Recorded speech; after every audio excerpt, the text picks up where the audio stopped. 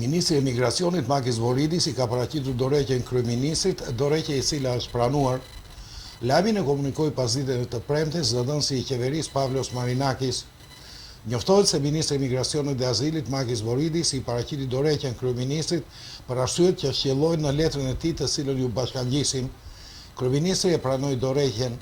Po ashtu dorëheqjen nga postet e tyre kanë paraqitur edhe zëvendës ministri i Brendshëm, zëvendës ministri i Zhvillimit Agrar dhe zëvendës ministri i Qeverisë Digjitale. Edhe këto dorëheqje u pranuan nga kryeministri. Zëvendësimet në postet e mësipërme do të komunikohen në ditët e ardhshme, përfundon njoftimi i zëdhënësit të qeverisë.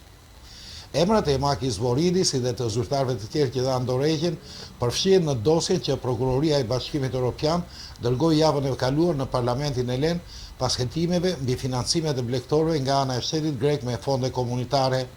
Ata dyshohet se kanë favorizuar me kritere partijake qindra blegtor, të cilët kanë përfituar miliona subvencione të pamerituara.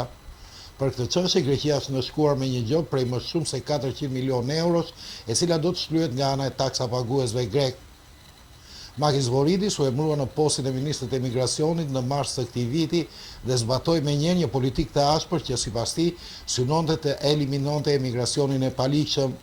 Kështu ai tërhoqi nga parlamenti amendamentin e paraqitur për votim mbi shtyrjen e afatit të aplikimeve për emigrantët pa dokumenta që kishin 3 vjet qëndrim në Greqi.